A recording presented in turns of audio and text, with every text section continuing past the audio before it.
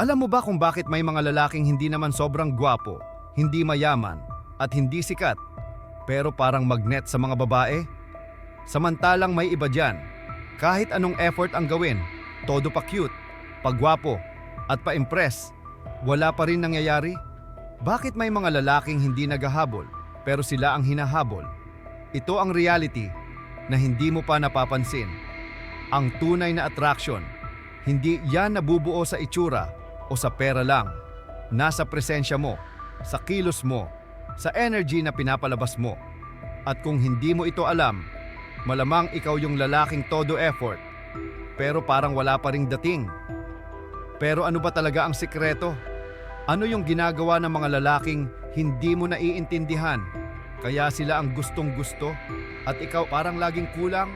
Simple lang, hindi sila nagmamakaawa ng atensyon. Hindi nila nilalagay ang babae sa pedestal. Hindi sila desperado at higit sa lahat, alam nilang sila ang reward.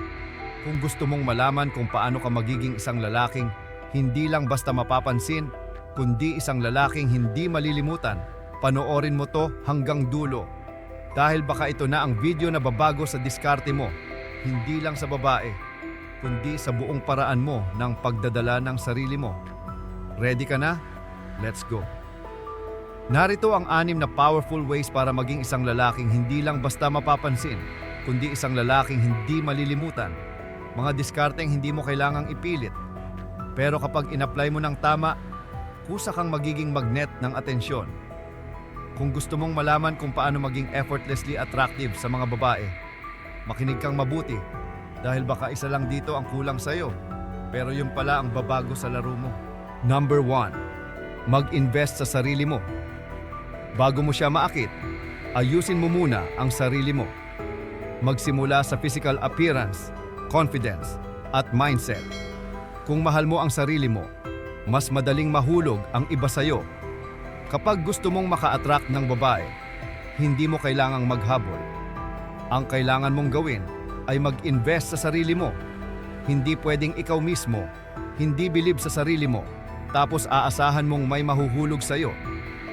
Bago mo isipin kung paano siya maaakit, siguraduhin mo munang ikaw mismo ay isang taong hindi lang gusto, kundi karapat-dapat na gustuhin. Unahin mo ang physical appearance. Hindi mo kailangang maging model o may artistahing mukha, pero dapat malinis, maayos at may dating ka. Hindi lang ito tungkol sa itsura. Ito'y tungkol sa pagpapakita na marunong kang mag-alaga ng sarili mo. Ang lalaking disiplinado sa katawan at pananamit ay naglalabas ng energy na ako ang may control sa buhay ko at yan ang nakakabilib. Pabango pa lang, panalo ka na. Pero tandaan, hindi lang panlabas ang labanan. Kahit anong forma mo, kung wala kang confidence, walang saysay. Ang kumpiyansa ay hindi pagmamayabang, kundi paniniwala sa sarili mo kahit walang pumupuri sa'yo. Kapag pumasok ka sa isang kwarto, hindi mo kailangang magsalita agad para mapansin, ang energy mo pa lang sapat na. Tindig pa lang, alam mong may dating ka, at higit sa lahat, ayusin ang mindset mo. Hindi ka nandito para maghabol ng atensyon, hindi ka desperate, hindi ka naghahanap ng validation, ikaw ang reward. Hindi mo kailangang magpaawa o gumawa ng kung ano-anong bagay para lang mapansin. Ang tunay na lalaking kaakit-akit ay yung may direksyon, may pangarap at hindi madaling matinag. Kaya kung gusto mong maakit ang tamang tao, simulan mo muna sa sarili mo. Maging lalaking may halaga, hindi para sa iba, kundi para sa sarili mo. At kapag dumating ang tamang babae, bonus na lang yon. Number 2, magpakita ng mystery. Huwag mong ibigay lahat ng detalye tungkol sa'yo sa isang upuan lang. Hayaan mong magtanong siya at maging curious sa'yo. Ang pagiging misteryoso ay nagpapalakas ng attraction.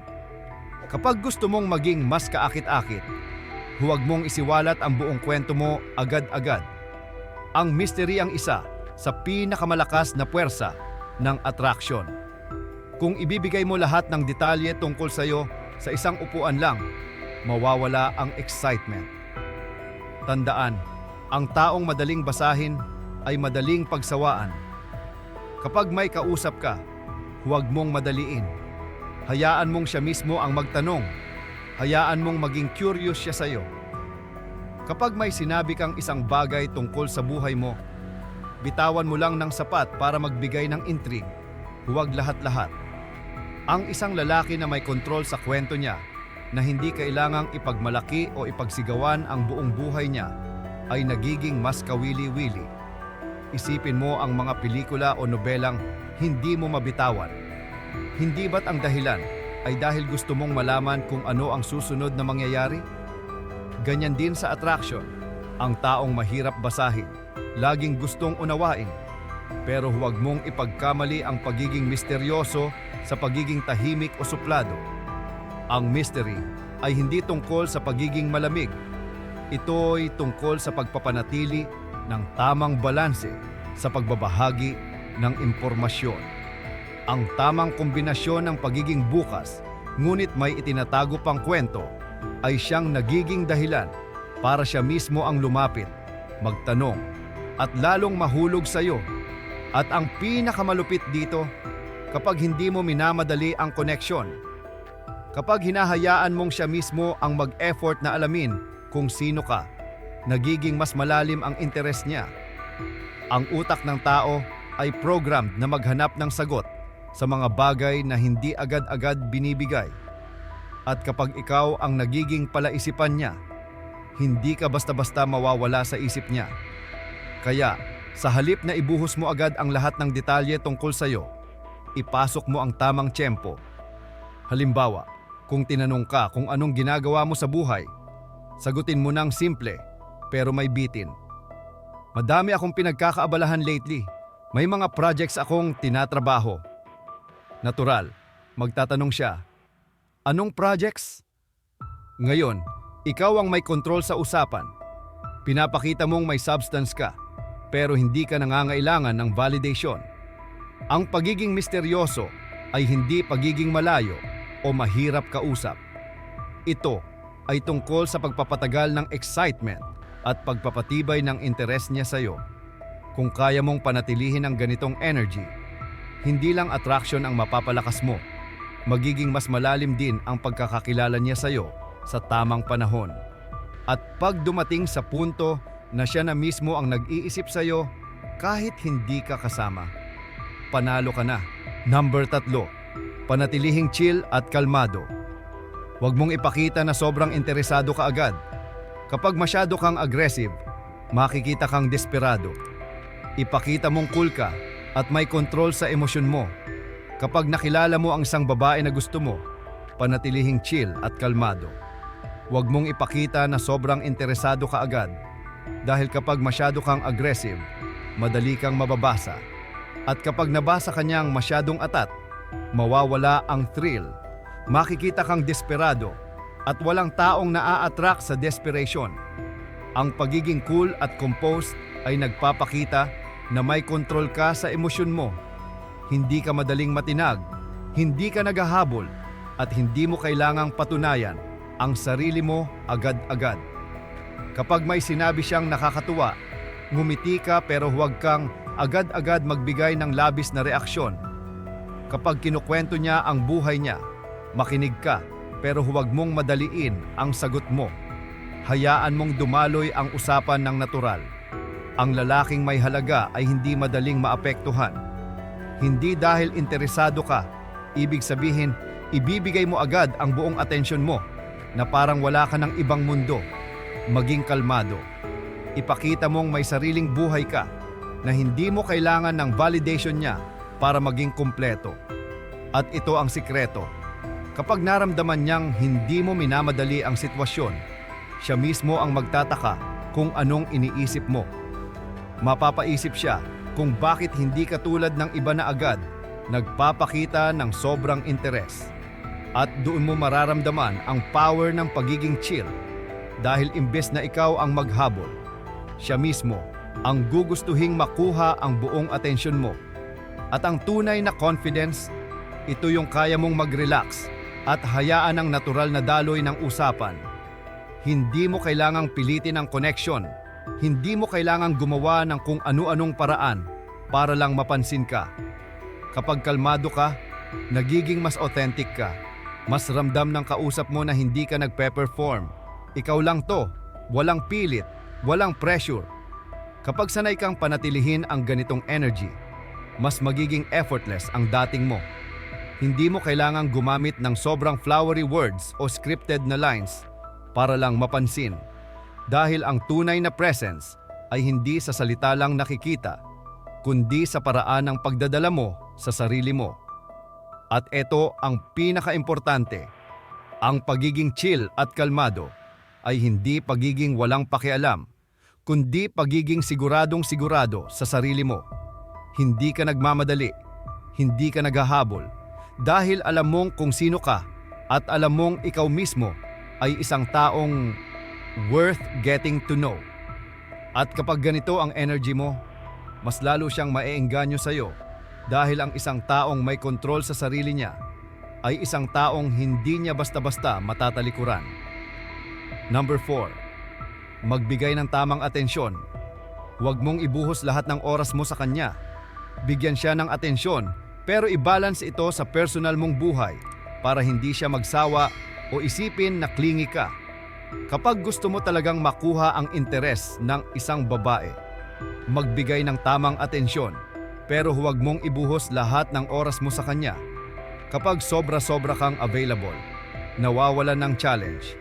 At kapag walang challenge, madali kang mababasa at posibleng mabilis din siyang magsawa. Ang sikreto ay balanse. Ipakita mong interesado ka pero huwag mong iparamdam na ikaw na lang ang umiikot sa kanya. May sarili kang buhay, may sarili kang goals, at hindi lang siya ang priority mo. Kapag nakita niyang hindi mo siya sinasakal sa atensyon, mas lalo siyang maghahanap ng oras mo. Kapag magkasama kayo, maging present, makinig sa kanya, iparamdam mong genuine ang interest mo. Pero pagkatapos nun, huwag mong gawing routine na laging nandyan ka agad. Hayaan mong siya mismo ang maghanap sa'yo. Ang isang lalaking may sariling mundo ay mas kaakit-akit kaysa sa isang lalaking laging available. Kasi iniisip niya, ano kayang ginagawa niya? Bakit hindi siya laging naka-online? Bakit parang hindi siya nagmamadali? At kapag napaisip na siya ng ganyan, ibig sabihin nakapagtanim ka na ng impact sa isip niya. Sa huli, ang attraction ay hindi lang sa kung paano mo siya tinatrato, kundi sa kung paano mo pinapakita na may halaga ka rin sa sarili mong mundo. At pag napanatili mo ang ganitong balanse, mas lalo siyang maaakit. Dahil hindi lang ikaw ang nag-e-enjoy sa kanya, kundi siya rin ang maghahanap ng oras para sa iyo. Ika-5, gumamit ng body language na confident. Ang eye contact, tamang posture, at natural na paggalaw ay nagpapakita ng confidence. Hindi mo kailangan ng maraming salita para mapansin, hayaan mong magsalita ang katawan mo. Kapag gusto mong maging kaakit-akit, hindi lang pananalita ang ginagamit, kundi pati ang body language mo. Minsan, hindi mo kailangang magsalita ng marami para mapansin.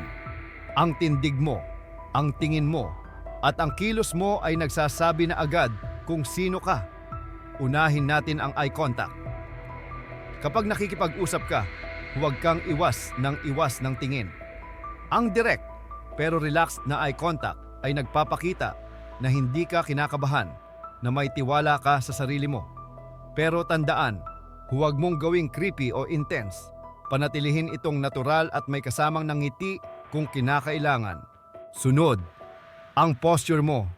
Ang taong may kumpiyansa, hindi kuba, hindi laging nakayuko o parang kinakain ng upuan niya. Laging tuwid ang likod, relax ang balikat, at kontrolado ang kilos.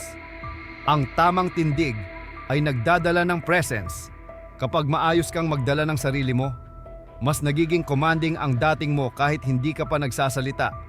Panghuli, ang natural na paggalaw. Huwag kang masyadong stiff o parang robot.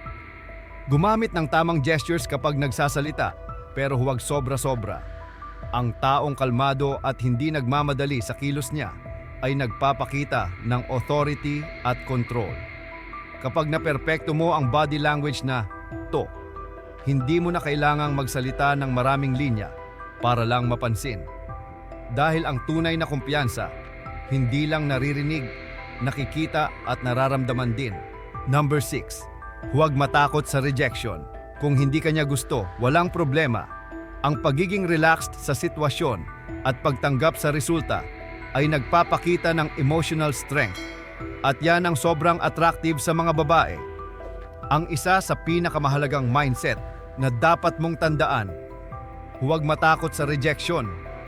Kung hindi kanya gusto, walang problema dahil hindi naman lahat ng tao ay para sa isa't isa. Pero ang paraan ng pagtanggap mo sa rejection ang nagsasabi kung anong klaseng tao ka. Kapag cool ka lang, hindi naapektuhan, at hindi mo ito ginawang big deal, mas nagiging attractive ka. Bakit? Dahil ipinapakita nito na ikaw ay may emotional strength at sobrang taas ng value ng ganitong trait sa mata ng mga babae. Ang taong takot ma-reject ay madalas nagiging awkward, masyadong nag-iingat o nagiging defensive.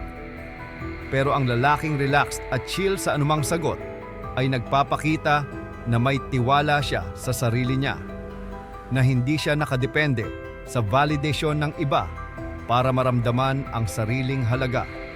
At yun ang tunay na confidence. Kapag hindi naging ayon sa iyo ang sitwasyon, simple lang, ngitian mo, magpasalamat at mag-move on. Hindi mo kailangang patunayan ang sarili mo. Hindi mo kailangang pilitin ang isang bagay na hindi natural. Dahil ang tunay na lalaking may value, hindi natatakot mawala ang isang tao. Dahil alam niyang palaging may mas magandang paparating. Kaya ayun nga ang 6 na powerful ways. Sa dulo ng lahat ng to, isang bagay lang ang gusto kong ipaalala sa iyo. Ang tunay na attraction ay nagsisimula sa sarili mo. Hindi ito tungkol sa pagiging perpekto. Hindi ito tungkol sa pagsunod sa kung anong uso. Ito ay tungkol sa pagiging best version mo habang nagiging natural sa pakikitungo sa iba. Kapag marunong kang mag-invest sa sarili mo, magdala ng mystery, manatiling chill at kalmado, magbigay ng tamang atensyon, gumamit ng confident body language at higit sa lahat, hindi matakot sa rejection, nagiging effortless ang dating mo. Hindi mo kailangang pilitin ang attraction, darating ito ng kusa. Kaya kung gusto mong maging lalaking may dating, simulan mo sa mindset mo, sa kilos mo, at sa kumpiyansa mo sa sarili. At tandaan, hindi lang ito tungkol sa pagkuha ng atensyon ng isang babae. Ito ay tungkol sa pagiging isang lalaking may halaga para sa sarili mo at sa mundo mo. Kung nagustuhan mo ang video na to, huwag kalimutang mag-subscribe at i-click ang notification bell para hindi ka mahuli sa next content ko. At kung may gusto kang idagdag o may tanong ka, i-comment mo lang sa baba. Babasahin ko yan. Salamat sa panunood at kita-kits sa next video.